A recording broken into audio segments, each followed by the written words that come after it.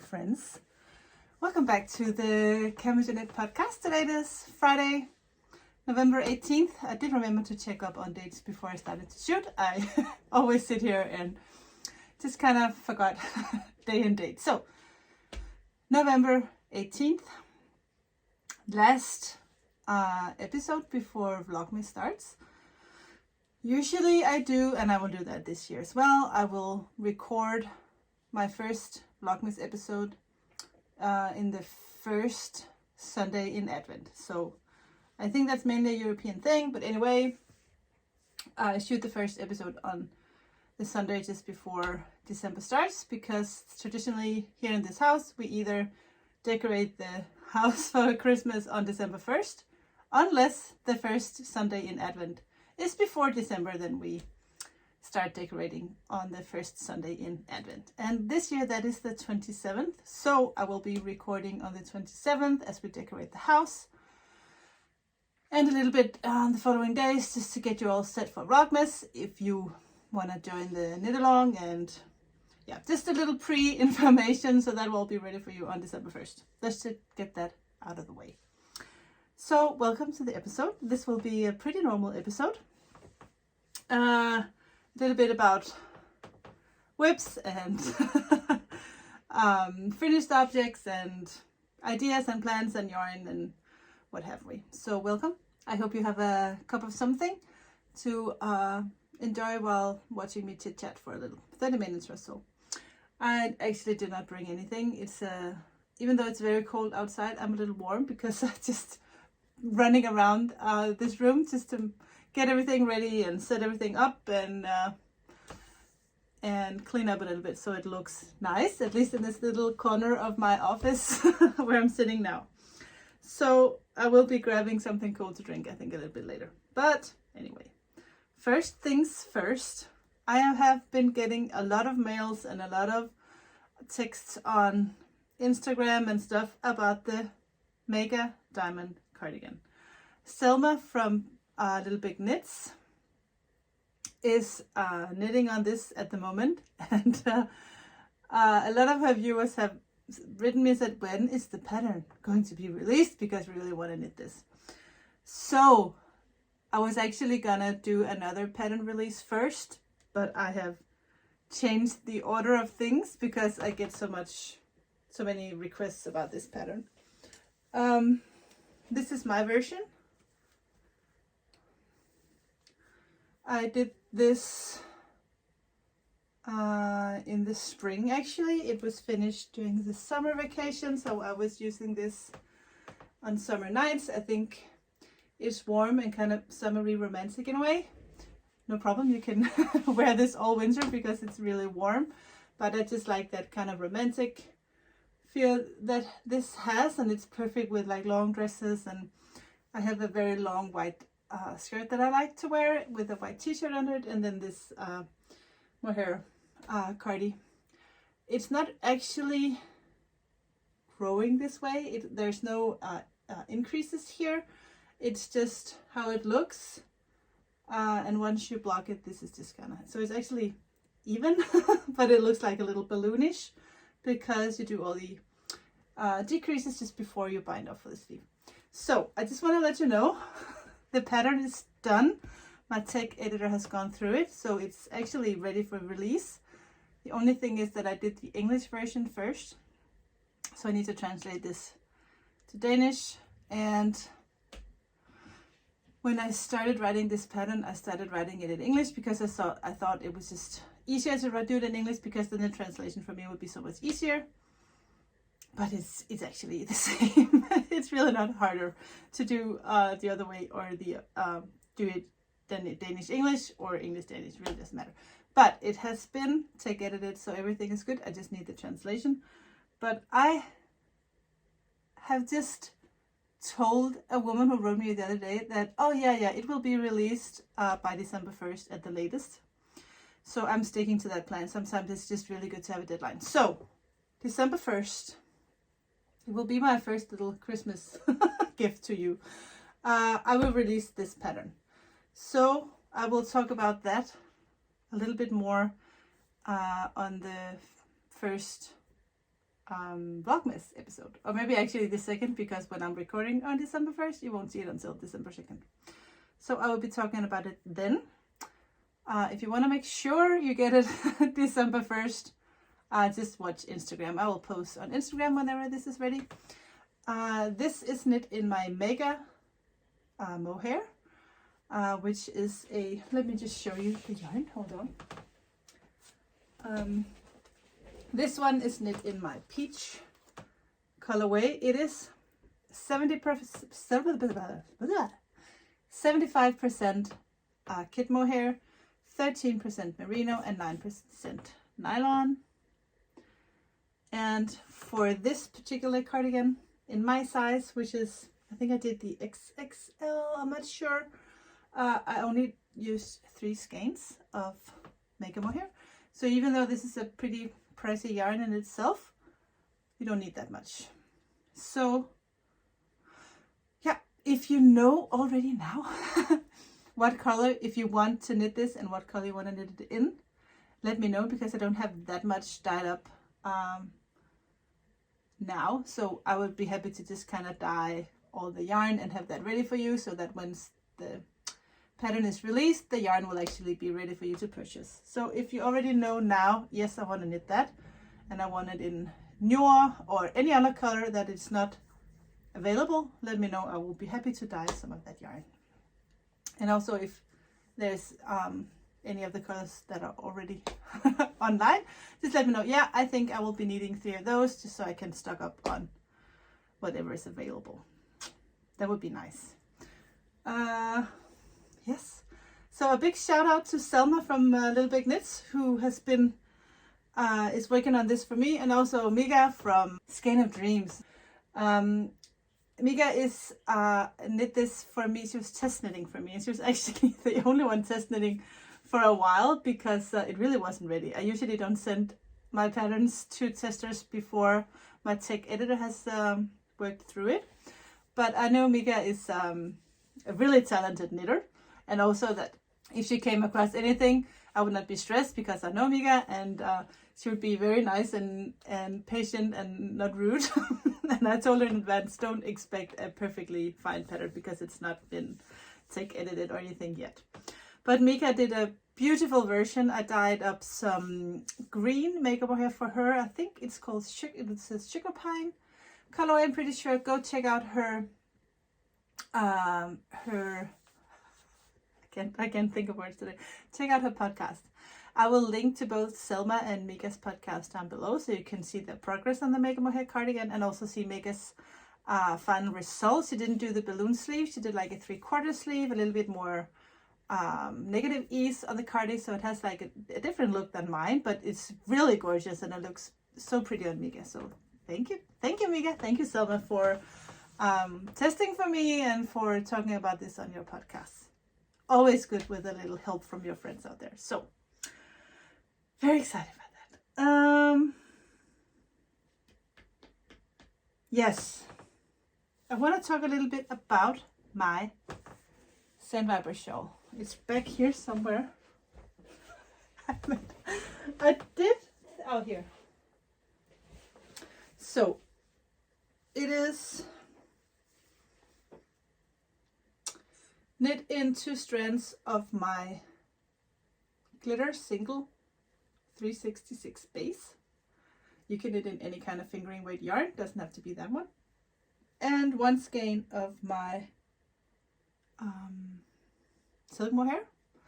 So it takes 3 skeins. I did small silk mohair tassels on mine, but you don't have to do that on yours. I have had 2 people test it so far. Actually, they were both cold and knitted, and they did beautiful jobs. One Annette did it in the Sandviper colors. I did one in Sandviper Spice, and Annette did just Sandviper, and the other Annette did it in Petals Glitter and Petals Silk Mohair, and they're both stunning.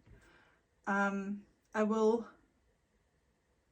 not sure they're both posted on Instagram, but if you search for the hashtag Sandviper Shawl or Sandviper Ciel, I think I didn't change the name before they were done, so I think they used the old hashtag for the shawl. But I have decided to call this Sand Waves.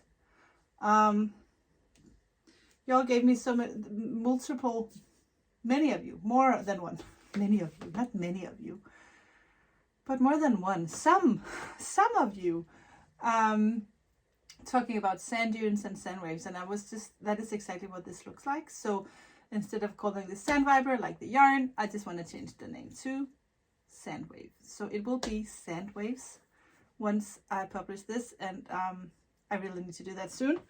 I just want to get the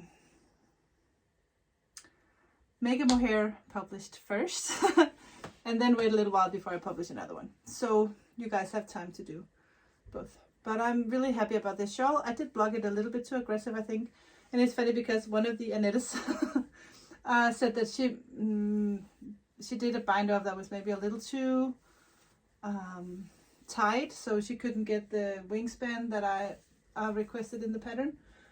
I think my wingspan is like way longer than me. It's like 2 meters and 50, I think. So it's always a good thing to kind of bind up loosely when you do shawls, so you don't have that tight wingspan. And actually, the perfect way to block your shawl is to, what does it say in the pattern? What wingspan does it actually say in the pattern? So if it says 220, take a measuring tape and put that out on the floor or the bed or wherever you do it, and make sure that is where your shawl stops, and then block it accordingly. Because we can make shawls be not so wide and very, very wide, all depending on how loosely we bind off, and also how much we like pull the shawl once it's wet. It's actually pretty easy to manipulate with the fabric when it is wet. And also that is why you always have to remember to wet block your gauge swap, always, because once you wash that sweater and you kind of get the right gauge in the width, it will change, and it can change quite dramatically in the length. So you will end up with too long sleeves or too long of a sweater. So it's really actually very important that you always wet block your your gauge swap to make sure that it fits both in the horizontally and vertically. And I'm very serious about that. You really need to do that. But anyway, I just wanted to let you know that it has a new name, and also that it will be out pretty soon. I always say pretty soon, and when is pretty soon? I'm thinking during December. Maybe on my birthday we can publish this. My birthday is December 16th, actually. That would be a good deadline. Yeah, I was actually gonna talk about this before I talked about the shawl, but let me just return. Back in, I don't know, one of the first patterns I did, I think, was this Candy Cloud Cardi. And it is, I have worn this so much that it really shows how worn out this is. But I just want to show you the Candy Cloud Cardigan, because I did this in lots and lots and lots of silk mohair leftovers, and I just I did it 4 strands. And I just want to let you know, if you want to do the Candy Cloud Cardigan and you don't want to use 4 strands of silk mohair, you can do this in the Mega Mohair. But just make sure to check the amount of yarn, because you will need a little bit more yarn when you do this compared to the Mega Mohair Cardigan, because of all the lace pattern. So this works for both. So now I will actually have 3 patterns that is good with the Mega Mohair. The Candy Cloud. Yes, the Candy Cloud Cardi, the Mega Mohair Cardi, and the hat. Yes, I will do another talk about the hat, because this is Helle's hat. And if you watched the last episode, you saw that I was talking about this hat that I did because an old colleague and good friend of mine, Helle, is battling breast cancer right now. And I wanted to do something, and it's so hard to do something or do the right thing when you know someone is struggling with something bad. We all do different things, and this was my thing. This was what I wanted to do for Helle. I just wanted to honor her and her struggle, and women in general and their struggle, and especially dealing with something as terrible as breast cancer. So this hat. If you buy this pattern, you can only buy this on my website. It's called Helle's hat or Helle's hue if you are Danish. I will be donating all of the profits from this hat to the Danish breast cancer awareness organization called Støt Brysterne. And we did have some sales, but we did not have enough sales. So I know this is a little bit more expensive than usual patterns. It is because I still have to pay the taxes for the thing, and then the rest goes to the breast cancer awareness. So go to my website, buy Helle's hue. I will have links down below for you to follow. And that is all the finished objects I have for today. I'm desperately searching the room to see if I forgot to say something. No. So the last time I told you about Esther wanting me to knit a scarf and do a new design on the scarf. And I did find the perfect brown, as I showed you. If you haven't seen that, you can go back and see the last episode. We did find the perfect color. This is what I ended up with. A light brown. I think it's gorgeous. The base, I love. I didn't know I was going to love this base so much. I accidentally ordered some of this yarn. Actually, twice I have ordered this yarn, and it wasn't on purpose. It's because when I ordered the silk merino, no, not the silk merino, the silk mohair. This is just, when you order, this is just next to the silk merino. No, not silk merino, the silk mohair. So twice when I thought I ordered silk mohair, I ordered this. And it felt good, but I have limited space in my house and my office. I can not have so many different yarn bases and then have a variety of colors of every base. So I really need to be picky about the bases that I have in the house. But now that I think I have 2 or 3 kilos of this yarn. I thought, well, let me just do this scarf for Esther in this yarn, and then I can test it and see if it's the base that I want to have in the shop, and also just get some of this yarn. I'll get rid of some of the yarn, but at least just try it and see what it looks like when it's dyed, and how does it take the dye, and what does it feel like to knit with, and blah blah. The base is 44% kit mohair and 66% merino. So it is, and it's a single ply base. It is so soft and so nice. I actually took a skein to my friends who has the local yarn store, and of course, you know, they touch everything from acrylic yarn to the most expensive yarn in the world, the vicuña. They even have that in the store. And I said, what do you think this is? And they said, oh, is it yak, or it's a merino yak blend, or silk? It's like so smooth and so soft, but it is a kit mohair merino based single ply. And I really want to have some of this yarn in the store. I will show you in a minute what I'm working on with this yarn. But I was thinking to have not way much, not many colors, but have like maybe 8 or 10 colors, but have them all be like solid or semi-solids, and like a neutral color scheme, like all natural, soft, brown, gray tones, like nothing crazy, but soft colors. I'm thinking, yeah, yes, there can be blue and red, but like soft, nothing neon, nothing crazy, nothing bright, but more just to have this base, but only that kind of color. Let me know what you think about that, or if you say no, I want this and something else. But and are you even interested in this base? I know some of you don't really care too much for the kit mohair, like you don't like the feel of it. I love it. I can wear it any day, and I don't feel like it's sticky at all. I just think it's so soft. Let me show you the project that I'm working on.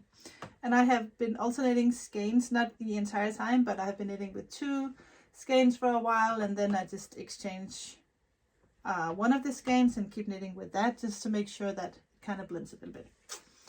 But it's a good idea, especially if you do like a sweater or something, to always be alternating between skeins, especially with speckled yarns. And anyway, this is the scarf. And some of you might recognize this stitch pattern. It is the same as I have used for Esther's sweater and Esther's vest, and we just thought it would be cool to just kind of be working on the same like series so it all matches. So this is my progress so far, and I have dyed 4 skeins, so I'm hoping 4 skeins will be enough for this scarf. It's always nice to have scarves that are really long and you can wrap them around your neck a few times and still have left over to bind a little, tie the ends together. And I think I have enough for about 1 meter and 75 centimeters. So I'm hoping that's long enough. That's about the height of Esther, so that should be long enough. That should be long enough. And as you can see, it kind of likes to pull a little bit. But once you block this, it's actually pretty wide. I wanted this scarf to be wide. Not too wide, but not too narrow either. Like in the old days when we had like really narrow scarves. We don't want that. Wide and smooth, and I wish you could just feel this because it's so nice. And Esther is happy, and this is the brown she picked out from the minis. And I love how the variegated look it has when you dye with your when you knit with hand dyed yarn. I really like that. So I have actually not been working on anything else except for this scarf for ever since it was dry enough for me to start knitting. The only thing that I've been working on a little bit on this side is in this basket. I actually did think that maybe to do an episode on all the works in progress that I have. Would you be interested in that? I would love to watch Casey's podcast. Her podcast is called Young Folks Knit. She is from Arkansas, and I could just listen to Casey all day because she has that southern accent that I love, because I used to live in Tennessee as an exchange student, so I love that southern sound that she makes. But anyway, she's really good at making like special edition episodes. She even did one with her husband, but I know for sure my husband will never want to do that, which is fine. But yeah, but she's really good at it. So I thought, maybe I should look into doing different kinds of episodes and not always do the same kind of works in progress, finished obvious, the yarn talk and what have you, but yeah, do different kinds. So I have done that before, actually a long time ago. I did an episode going through all my whips, so maybe that would be fun to do that again. But anyway, in here I have, it's showing off a little bit, I have a crochet project. I have shown this before, but it's been a long time. Let me just get this yarn out of the way. Okay, so this is a corner to corner crochet blanket, and it is made out of only a single ply merino yarn, except for this little, except from the beginning actually. This is a leftover I have from Vlogmas. I think it's called Gold Rush. It's a sock yarn that I bought from Stephen and Penelope a long time ago. But except from that, it's all single ply merino. Most of it is from before I started to dye yarn. I don't think I have any of my own yarn in here at all. It's a lot of Madeline Tush and a little bit of hedgehog, some this is the black yarn that I originally used for my Giselle shawl, which is called Manos del Uruguay. And actually that is a little leftover sock yarn I have there. A little bit more of hedgehog, some Velbo. Yeah, so all, and you can see here I stopped increasing and started to shape it the other way. It's really hard it's really hard to show how big this actually is.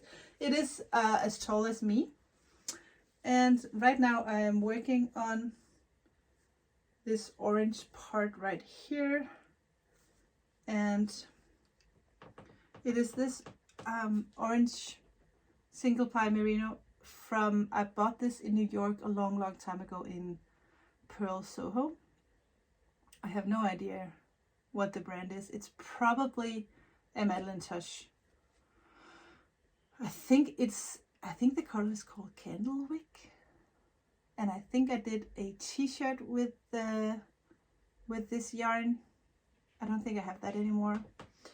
But anyway, so this is my progress, and that is what I like to do at night. Right now, the European Championships in handball is being played, so when we watch handball, I just go back and forth on my corner to corner crochet blanket. I don't have a pattern. You just go to YouTube, you're here anyway, and search for corner to corner blanket, and there will be so many instructions on how to get this started, and it's so easy. The only thing I needed to learn was actually just how to stop increasing all the time. So once you get to one corner, when you start like in the corner and you go back and forth, and then at some point, you know, well, now it's wide enough, so I'll stop increasing in this part, and then you keep increasing on the other part until it is the height that you want, and then you kind of start to decrease. But it's really not hard at all, and it's kind of, you just kind of, once you get there, you know what to do. And I have in my little basket here all the, I don't really have that much left actually.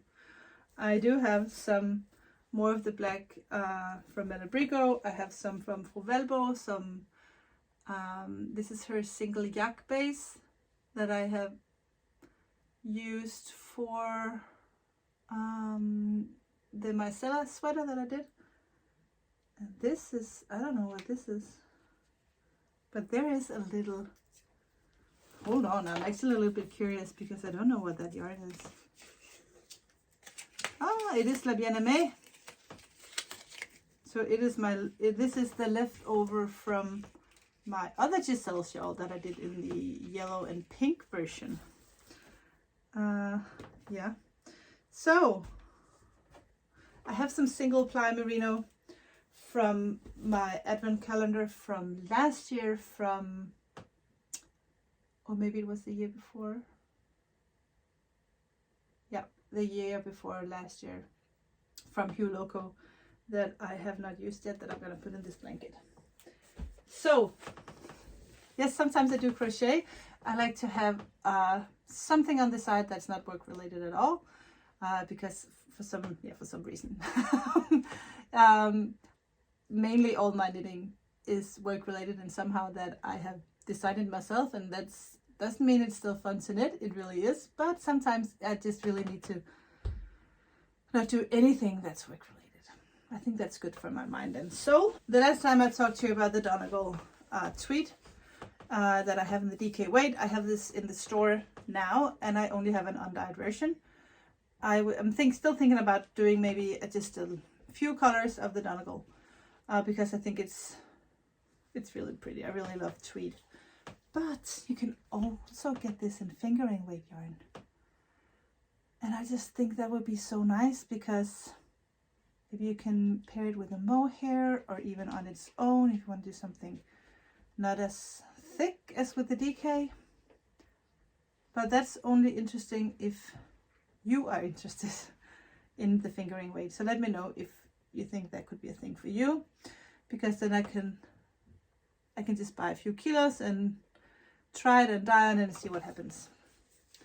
But I just think there's something about this that is so lovely. Lovely. I like it.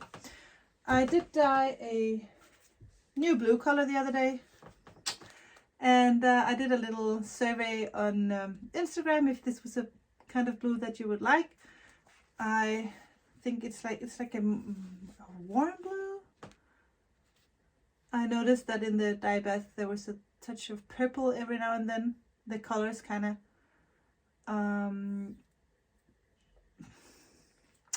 the colors absorb, the yarn will absorb the color in different rates. So if you dye a blue, there will be some red pigments in the color, and because there is a difference between the sizes of the molecules of the different colors, the yarn will absorb the colors in different steps. So sometimes the water will look a little too red, and I'm like, I get a little worried, but there's nothing to be worried about. But I just noticed that there was a little bit of red in the water, so that just means that it has like a warm tone. It's not purple. It's not purple at all. It just has a warm, and even sometimes a little greenish. It's hard to say. It's funny that blue can be so many types of blue, don't you think? I call this North Sea because this is actually what the ocean looks like up here where we live. This color. I have, a long time ago, I had a color in the shop called Blue Puppy Sister. And I was really happy about the colorway, but I never got around to dyeing it on my other bases except for the other day. I think I have only had this color on my gold sock base. I'm not sure, but I have just dyed it on my DK sock base. And it looks like this. And I'm very extremely happy about this. And I dyed, I don't know how many skeins, but a lot. And I think I will cast on a pair of socks in this yarn. Lars has a pair of DK wet socks that I knit for him a long time ago. Actually, they are on the cover of my 2 socks pattern. He loves them, he wears them all the time. That is in yarn I did not dye, it was from before I started to dye yarn. Actually, his socks is from, the yarn, the yarn is from Ladybug yarn, which is another Danish hand dyer. And but I think I will actually knit him a pair of socks in this color if he likes it, or maybe just for me then. Is that the only yarn I want to show? No, of course not. Hold on. Christmas is coming, right? And I know I have shown this on my Instagram, but it's actually important you see this live because glitter yarn is just way better on film than it is on pictures. Tomorrow and Sunday, I will be having a little booth at my church. They have a Christmas market, so all the, what do you call those? What do you call that in English? Like all the hand makers in town will have a little booth with all their stuff, so you can see like ceramics and jewelry and leatherworking and all kinds of things. Very, very nice and cozy. And they asked me if I wanted to have a booth and show my yarn. I'm like, yes. So I thought maybe I should dye some Christmas yarn. I really hope you can see this. This is the gold glitter base, so it's really glittery and warm red, like Santa. Is it too dark in here? Maybe yes.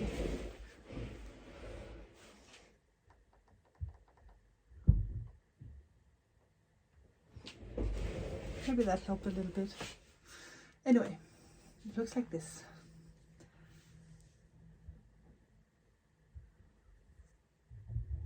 I call this Christmas red. I dyed some green. I call them Christmas tree.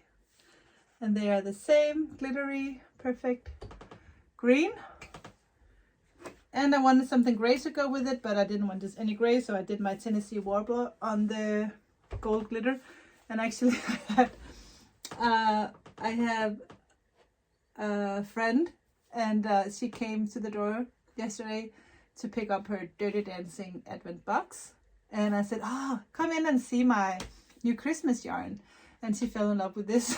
She bought a skein of this Tennessee Warbler and also one of the Christmas reds. But anyway, just wanted to show you. I think I only have 3 of these, so I'll be taking these to the market tomorrow, and I'm out of gold sock yarn, so I have to order some more. So don't panic, I can make more if you really, if I'm out of stock and you want some, I can dye some more.